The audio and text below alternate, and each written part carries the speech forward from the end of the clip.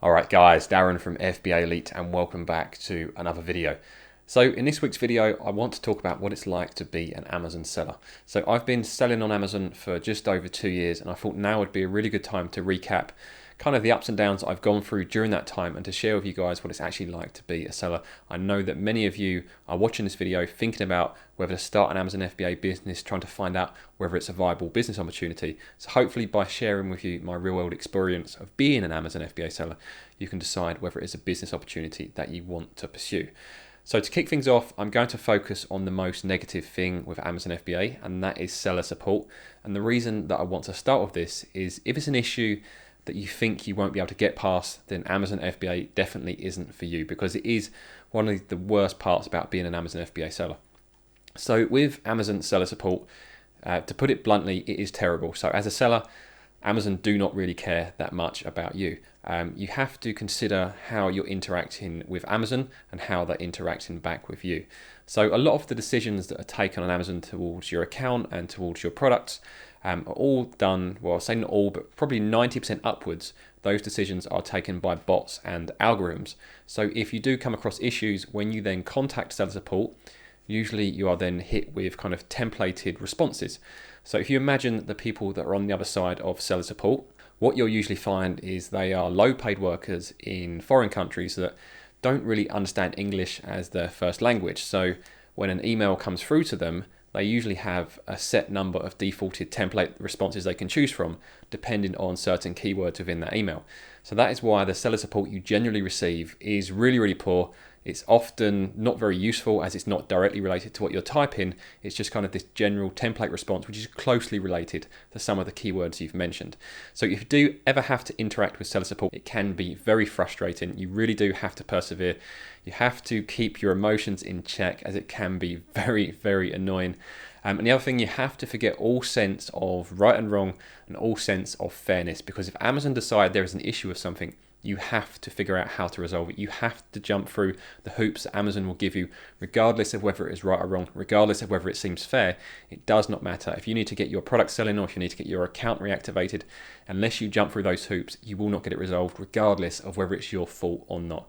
So that's the first thing I wanted to start with. If you think those are the type of people that you do not want to work with, then Amazon FBA definitely isn't a business model you should be considering.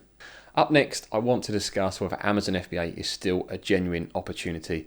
I've seen it quite a lot on the forums that Amazon FBA is now oversaturated, kind of the good days have gone and there's no money to be made. Well, the honest answer is that is not true. I mentor lots of people via the FBA Elite forums, and I've been doing that for the past kind of 18 months or so. And even in the past week or two, I've had someone launch their product and seeing really strong results. And I'm seeing people launch products in lots of different niches and seeing firsthand the results that they're getting. So I'm not just speaking from my own experience and my own successful products. These are products that other sellers are selling. I know what niches they're in. I know what products they have. So there are definitely still opportunities to make money on Amazon FBA. Maybe it's not as easy as it used to be. Yes, there is more competition in certain niches and then more hoops to jump through to kind of get a successful product, but the opportunity is still very real. And if you do get it right, there is a lot of money to be made, and much of that money can be made in a very, very passive way. So if passive income does appeal to you, and you're willing to put the legwork in to find the right product, to develop it fully, to launch it, then you can make good returns, and Amazon FBA should be a business opportunity that is on your shortlist. The third thing that I want to talk about, and that is malicious behaviour by other sellers. Now, this is something that I was very concerned about when I started my Amazon FBA business, and I have seen various experiences of other sellers that have had issue with malicious sellers either compromising their product or their account. Now, I'm not saying it does not go on, and certain sellers have obviously been impacted more than others. Now, my own personal experiences, my products have probably been hijacked probably less than 5 times. And when I say hijacking, what that basically means is your product is selling on Amazon and you're the only seller. Another seller joins that listing and pretends to sell the same product when they're not selling the same product, as it's all branded up in our own private label branding. So we have to get those hijackers removed. So I'd say in my 2 years, I've had probably 5 or less hijackers. One other thing I had was a competitor change one of my main photos because I was selling really well, so they changed my main photo to something completely unrelated. Again, Amazon shouldn't have allowed this as I am the brand owner for that product, but somehow it got through the system. and it did take me the best part of a week to resolve that. So there is definitely the potential for malicious behaviour from other sellers, but it's not been as bad as I thought it would. And most of the sellers that I know haven't had really bad experiences with malicious sellers, but it's definitely something to be aware of, definitely a reason to monitor your listings and keep a very close eye on what's going on, as you just never know who you're going to be competing with when you choose a niche and the people that you're going up against. Another thing that you may have heard is that Amazon FBA is a get-rich-quick scheme. I'm not saying that it isn't, but it certainly does take some work to be successful. So it does take work finding the right opportunity. It does take work developing the right product and the right branding around that. It does take work launching that product successfully. But if you do get all of those things right, then the returns that are available are very, very good. So I wouldn't say it is a get-rich-quick scheme, but there is certainly the potential to get rich, or certainly to get well off, if you have the investment needed to actually launch multiple products. You pick the right products, you develop them correctly and launch them correctly, there is certainly the opportunity there. But I would see it as a proper business model. Don't try to see it as a get-rich-quick scheme where you're going to make lots of money in 2 or 3 months and then you can kind of close everything up and retire. Instead, see it as a business you can slowly build over time. You can add additional products, and then in a year or two, you have kind of a very good diverse portfolio, and you could be making really, really good money. Now, diversifying with Amazon is very important as well, and I'm going to come back to that later.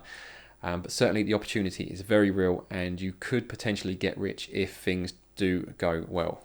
Now, one of the things that you may have heard with Amazon FBA is that you need lots of expensive software to have any chance of success. Now, I'm not saying you don't need software to enjoy success of Amazon FBA, because it definitely helps, but you don't need lots of different software to help you with what you do. The key things you need, number one, are a sales estimator, so you can actually analyze Amazon correctly and pick a niche where the sales are kind of meeting the goals that you're going to be aiming for. And then preferably some tools that are going to help you later on in your journey when you kind of get to the launch stage and you want to monitor your product for hijacking and stuff like that. I personally only use one piece of software called Helium 10. I've talked about it in previous videos. I'm not going to go on about it too much in this video, but I'll pop an affiliate link up on the screen or in the top comment or description. So if any of you guys do want to get into Amazon and you want to keep things simple and what I believe is the best Amazon FBA software, give Helium 10 a try. Now, off the back of that, you're probably thinking, if Amazon FBA is such a good opportunity, why are there so many people like myself making videos on YouTube promoting the software, or like some of the other YouTubes promoting courses? If Amazon FBA is that good, why are we doing this? Well, I personally don't sell courses. The only thing I ever do is recommend the software that I actually use and believe would be beneficial to other sellers. But the key reason most of us do this is to diversify. Now, this goes back to probably point one with one of the most negative things about Amazon is that Amazon is very fickle, the seller support is very poor, so you cannot become 100% reliant on it. So it's very important, if you do get involved with Amazon FBA, that you do diversify. So diversify with multiple products within Amazon in case there's any issues with individual products, but also diversify your income away from Amazon. So whatever that is, for me personally, I have the YouTube stuff that I do and the FBA Elite stuff, so I do diversify my income that way. But don't let the fact that people sell courses or promote Amazon software on YouTube be something that puts you off a business opportunity that is very, very real. Now, if you've made it this far through the video, the chances are Amazon FBA still appeals to you. If it does and you want to know more, I'd recommend subscribing to this channel. I release new videos every Friday, and I have a huge back catalogue of videos that cover pretty much all aspects of Amazon FBA. Also, if you want to talk to other people about Amazon FBA, I'd recommend joining myself on the FBAelite.com forums. It is completely free, and we've got over 2,000 Amazon FBA sellers on there discussing Amazon FBA. Now, I did mention earlier in the video that I don't actually sell courses. However, if you are looking to get a head start and want to get things moving quickly, if I had to recommend a course, it would be another seller that I know who is Jansen Smith. I will put a link to his course in the comments and in the description. We have an exclusive discount available via FBA Elite. So I'll check that out if a course is the right path for you. But Amazon FBA is definitely a genuine business opportunity. It is not perfect. Seller support sucks. You need to diversify your income stream. Never become 100% reliant on Amazon FBA. But certainly keep it on your shortlist if you are considering different business opportunities that can provide a passive income. So I hope you enjoyed the video. If you found it useful, I'd appreciate it if you scroll down and hit that like button. And I'll see you guys in the next video.